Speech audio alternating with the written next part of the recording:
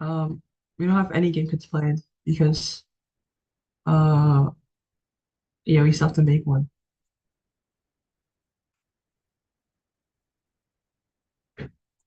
Okay. So functions are blocks of reusable code that are used to perform a single task. So here you can see you have two functions. There's a roll dice function and a main function. And the main function is being called, and inside of the main function, it's calling the roll dice function twice. And here you can see in the console.log, you see there's two roll dice sequences happening. So first it calls the first one, and you can see it pulls a six and a one, and then it calls it again, and it pulls a four and a three. So you can see instead of having to copy paste all this code, all you have to do is call this function twice, and it will do the exact same thing. Okay, now imagine you want to have a function that rolls a six-sided dice and a 12-sided dice. That means you're gonna have to have these two functions in your code. You're gonna have one where the random number is can be between 1 and 6, and one where the random number can be between 1 to 12. Isn't there like a lot of repeated code? For example, there's these two um, initializations where everything is the same except for this final number. And then same thing here. This entire line is the same except for this final number, which tells the randomizer to pick a number between 1 and 12. And this entire console log is also the exact same. The only thing that changes is this final number. When it's a six-sided dice, it turns into a six. And when it's a 12-sided dice, it turns to a number from 1 to 12. So imagine there's a dice roll function where you can pass in six sides, and you're going to get a random number between 1 and 6. But if you pass in three sides, you're going to get a random number between 1 and 3. Pass in 12, you get a random number between 1 and 12. So finally, you have any number of dice or any number of sides, and you get that random number between 1 and that number that you just inputted. That's how you can use parameters. So parameters are values that you can input into your functions. So just like here, where you input a number of sides and it gives you back the two random numbers, parameters let you do that. Here you can see this is just a function that we've already learned to make. And your parameters go inside of this these parentheses. So you can see here, there's a list of three parameters. There's the x, y, and z parameter. The dice roll, it only needs one parameter, which is the number of sides. You can have any number of parameters, and they can be any type. So this could be a string, this could be a number. Um, they could all be numbers, they can all be strings. So here, let's say we have this function called make cake, and you have all these different types of cakes on the board. Now, if you put a cake type parameter in here, um, now you can make basically all the cakes on the top. Because here you could say, I want a two-tiered cake. You could say, I want a cupcake. You could say, I want a muffin. If you put flavor, you can also say the flavor. So now you can make um, basically most of these cakes, except for maybe the ones that are sweeter. So you can also put a sugar amount. So now you can make any cake with any sugar amount, any flavor, any cake type. So basically, it lets you use your function for more possibilities than just one function that does exactly what it says. Okay, imagine you have this roll dice function. You can put a parameter called number of sides, and then replace your variable six with number sides. So now, whatever number the user passes in, or whatever we pass in, will be the number of sides that the dices have. So imagine we put in a different name, like max, then you just have to use the same variable name, max here. So max basically acts like a variable where you can use it in your code just by saying it, um, but you don't initialize it like a variable. You just put it up here in the parameter list. Okay, so let's see how you would call it in the main function. So first you would say roll dice, and then you would input in the parentheses the number of sides. So imagine you only have one parameter. You need to put that one number or string or whatever input inside of the parentheses. The number is called the argument, and the argument is a value that is passed to the function when the function is called. Now, if your function is expecting a value like number of sides and you don't put an argument, then usually JavaScript will call an error. So make sure if you have a parameter, you put that parameter inside of your um, argument list. Okay, we pass in the number 6. The function gets number 6 as number sides. It replaces all of the num sides inside of the code with 6. And then you can see here, you get two numbers within the range of 6. Now let's do the same thing with 12. If we pass in the number 12, well, first it's going to do roll dice 6, and then it's going to roll dice 12. You can see here, it replaces both of the number of sides with 12, and it gives you two numbers between 1 and 12. So parameters make our functions more versatile, which makes your programs more efficient. Basically meaning you have to write less code. So let's try this out.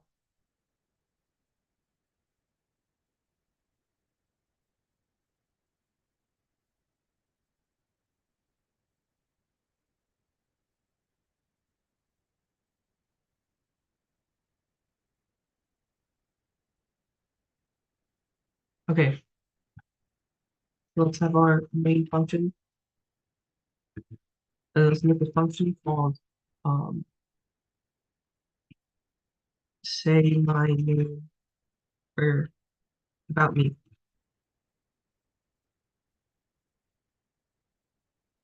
So right now it doesn't have any parameters. So here we're going to say console.log my name is, and then you guys also learned about concatenation. So we can also just say plus, and then we can make a new variable called let my name equals me. And we can also add and my age is, and we can add a number like uh let's just also make a new variable. My age.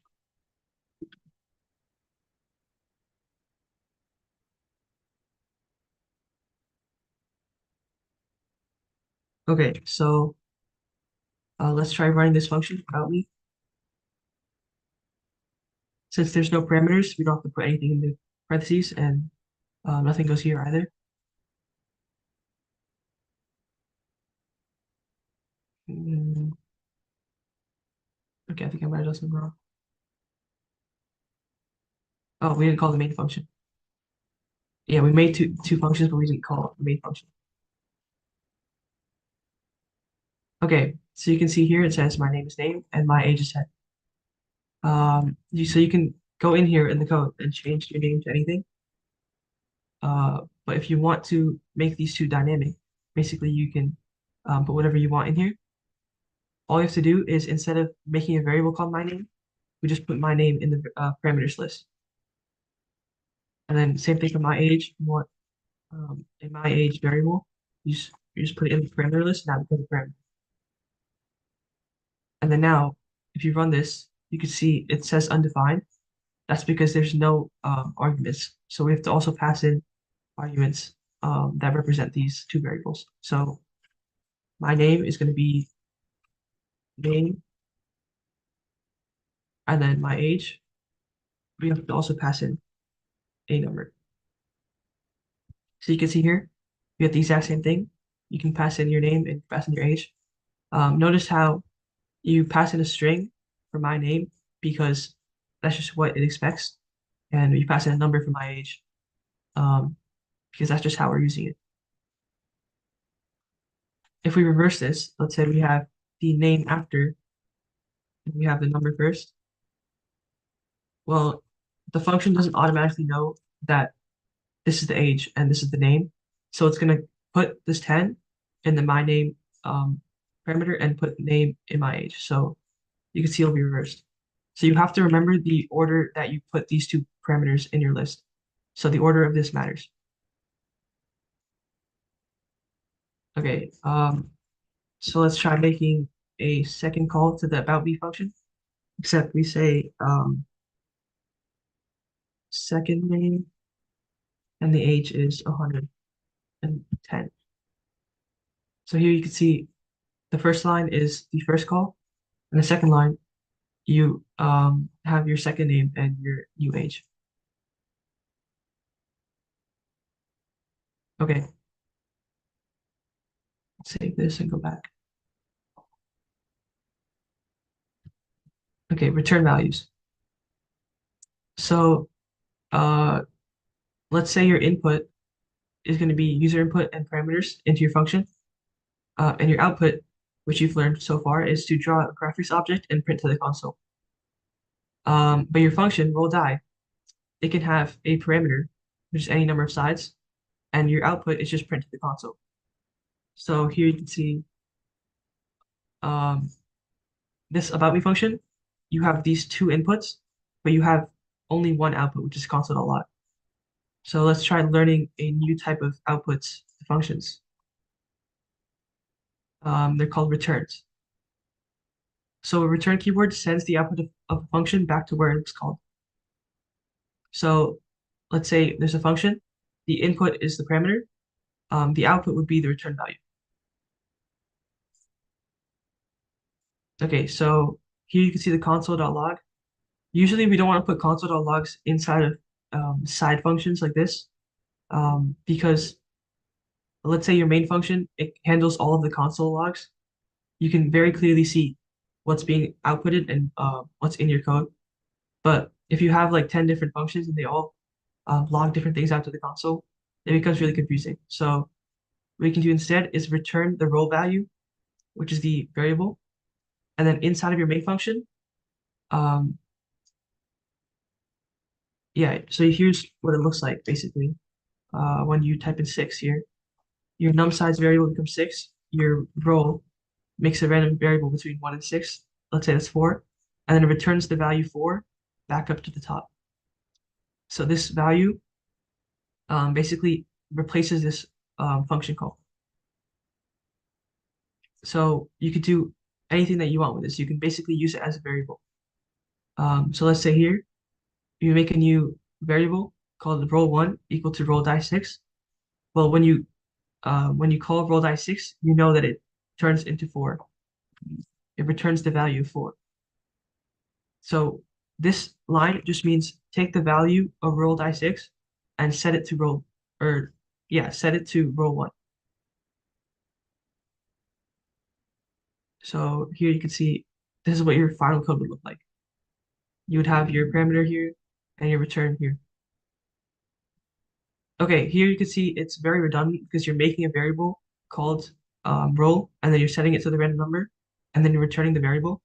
You can also just return the random number. And you can return all types of value. You can return a number, a string, a Boolean, basically all the things that we've learned. Here you can see this is a variable. So let's use the last example where you're returning a variable. You can basically make a variable. You could do all sorts of stuff to it in the function, and then you could return the final variable. So this would be useful later on. Okay, you can see this function is off canvas. It prints false whenever the x value is inside the canvas, and you can see it prints true whenever the x value is outside of the canvas. Or it doesn't print this out, it returns this. So you can see what the code is. It's just an if statement that says if the x value that you input, the parameter, is more than the width of the canvas, then you know that the mouse is outside the canvas. Otherwise, um, you want to return true. You can also see if the x value is less than 0, that means it's to the left of the canvas. Then you also want to return false. Otherwise, you want to return true. Okay, here. So we have our x position, and then we can use this if statement. Um, is off canvas of the XPOS. This just means you take the value of is off canvas, and if that is true, then you run the code, and if it's not true, then you just keep going, right? So here you can see if we plug in 500 in is off canvas, the parameter becomes 500, and the X value also becomes 500. And let's say this get width function just returns 400 because the width of the canvas is 400. Since 500 is more than 400, that means it's outside of the canvas, your mouse. So this if statement would be true, and then it would return true. Since this returns true, you go all the way back up to the top. This line becomes replaced, or it gets replaced by true. And then since the if statement is true, you print out this X position is off the canvas. Yeah, this is your condition. So here you can see um, this if statement, the condition. If the condition is true, you're returning true. And if the condition is not true, then you're not returning true, right? So what you could do to just make this entire statement shorter is return the value that this conditional returns or evaluates to. So for example, let's say uh, or you don't even have to do this. You can basically just do like console.log 5 is greater than 6. Since that's false, you're going to see false in the output, which means that you can also just return 5 is greater than 6. So this function is just going to return false. And you can see here, um, this entire statement, it returns false whenever it's in the canvas and true whenever it's outside of the canvas. So you could just put that in your return value, and it'll do the exact same thing. So yeah, this is just a way you can shorten up your code. Okay, you can input values into your function by using parameters. You can output them back to the program by using return. Okay, so let's try this out. Um, yeah, so I already demoed this, but let's just use it in sorts of different ways. So, okay, yeah, we have our age, right? Let's say instead of just typing in our age, we want the user to input it in, but then in here you'd have to type like prompt and then like your entire thing, what is my age? So instead of doing all that, you can make a new function called ask age with no parameters, and then you could just return the prompt of the user. So return prompt, what is my age? And then here you can see, since this is returning the value, you could just use this in your code. So ask age, you're calling the function, and here too. So if we run this code, you can see what's your age. If I type in 10, and then it also asks you the second time because you're calling it twice. Let's say 120. It returns these values from the function. It goes back here, replaces this with 10, and then you can see it basically puts it in the console.log. So again, putting this in your code, this ask age, is a lot easier than typing in this prompt, like this giant prompt in here.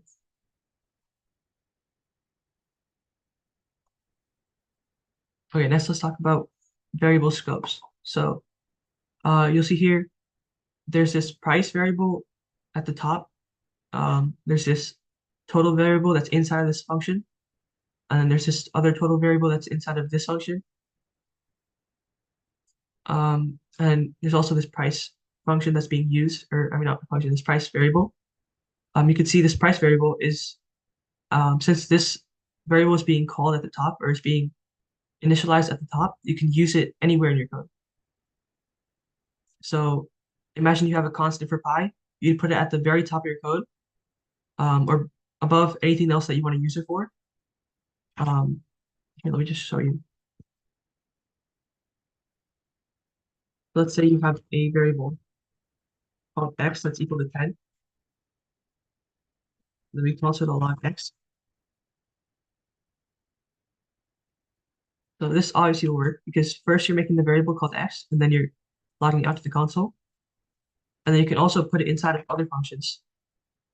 It'll still work because this function is below this function or below this variable. And that means it has access to all the variables at the top. But now let's say this function was defined all the way up here before there was an x variable, or no, not the function. Let's say it was just console.log x. So this would obviously be an error because you're asking for an x, but the x hasn't been made yet. So you always have to go in order of the variable. The variable has to be first, and then you have to use the variable later. And then also we have to make the main variable. Let's just delete this. There.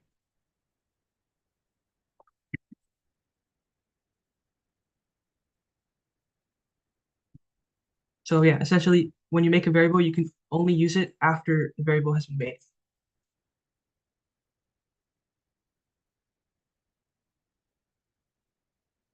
Okay, now let's say we put price inside of the main variable.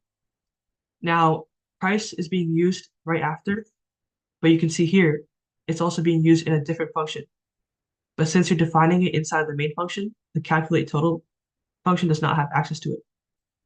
So if you want a variable that is to be used by all the functions, you have to put it outside of all the functions. So you put it up top. But let's say if you want a variable that's only visible by the main function, then you put this inside of your main function. So here, let's see, there's a main function with a variable called x, and you're logging it out to the console. And let's just call this function here. So this works. But let's say you want to console.log x outside of the function. Well, since you made this variable inside of the function, then you can only use it inside of the function. So this would not work. Yeah, so make sure if you're making a variable that has to be used by every function, put it up top and outside of all the functions. But if you want a variable that's only to be used by the main function, then you can put it inside of this function. Okay, a variable scope refers to which parts of the program can access and use it. Um, so the price variable is a global variable, and it's a variable that is created outside of a function. Global variables can be used on any line that's after them. So basically the entire code base because it's in the first line. So here, any function can use this.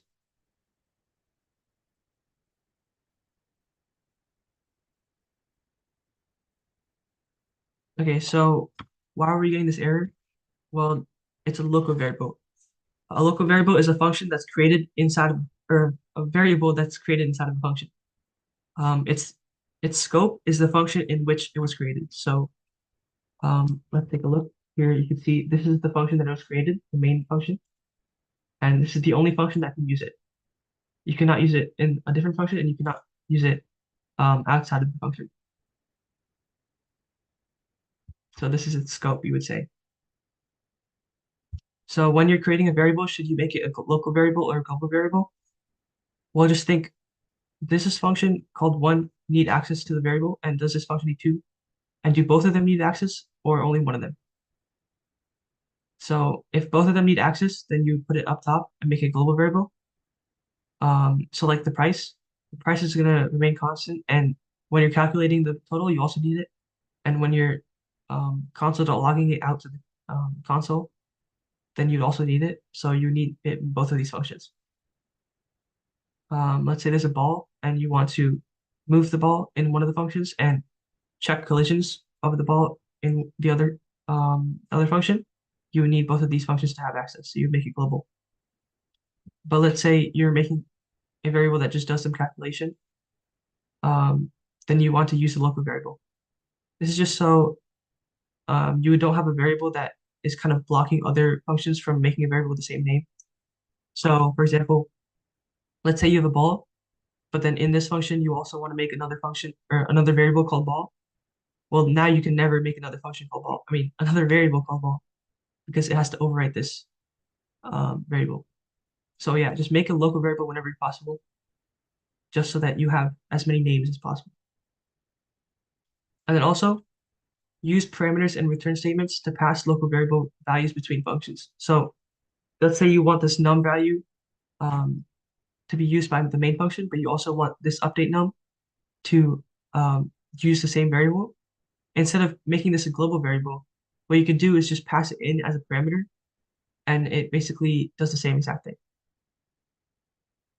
So try to use parameters whenever it's possible.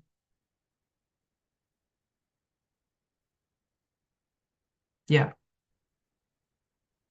you can see this num variable, um, you're passing it through to the update num as this input instead of making it global. So yeah, variable scope refers to where a variable is accessible in a program. Local variables are created within functions. Global variables are created outside of functions, and parameters and return values enable us to pass local variable information between functions, basically the input and output of functions. Okay, so let's try this out. Um, okay, let's say there's a variable called let name equal to my name, and then here's another function called set my name.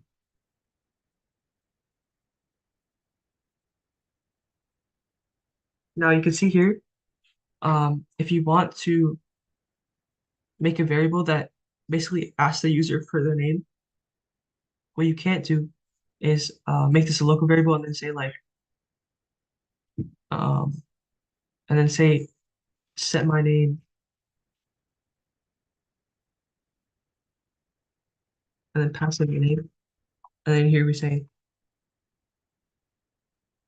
name is equal to um, the real name. So here you could see you're passing in this variable, and then you're setting it inside of this function.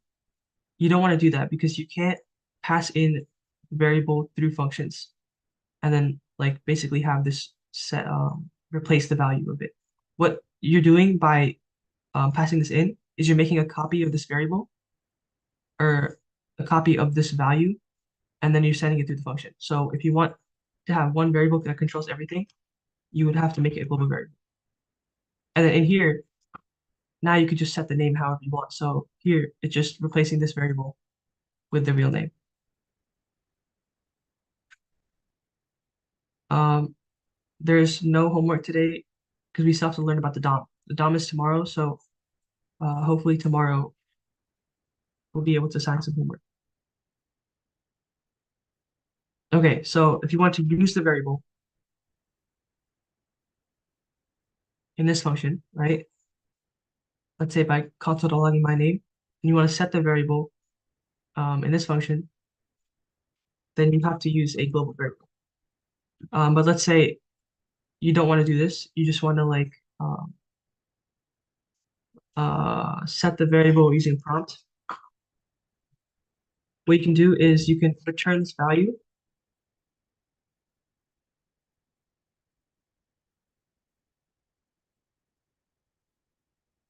and then in the main function, let's say the main function is the only function that has access to this variable.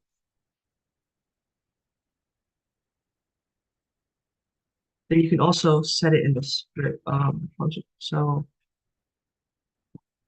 you have this function, I mean this variable that's only accessible in here, and you have this setter, which is basically setting name to be the actual name, which is what the user enters in.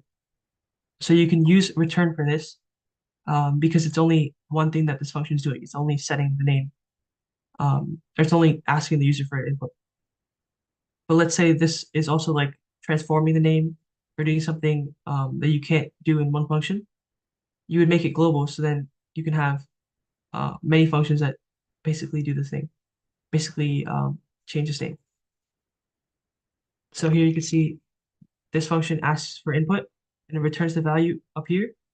And then this function still remains the only function that has access, but you still were able to use this to set its name. Let's also take a look at parameters. So let's say we have a function that add last name.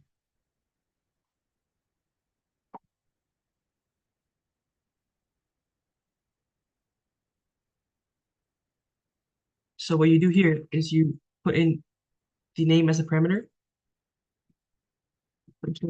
and then you return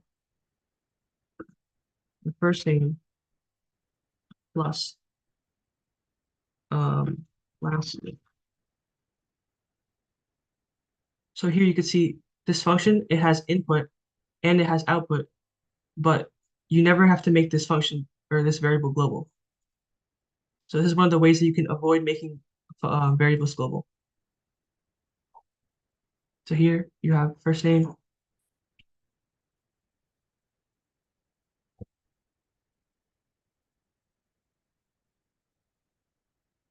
yeah, and then you can call this twice. So let's say um, you just do this twice, then it adds two last names. So instead of making this global and then having this function affect the global variable, just make it local to this variable. So we can also try using this variable. So um, let's say name is equal to empty. Um, I don't know why it's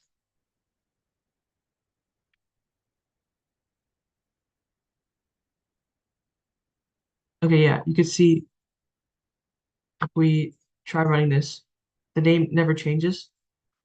Um, and that's just because this function does not have access to this variable.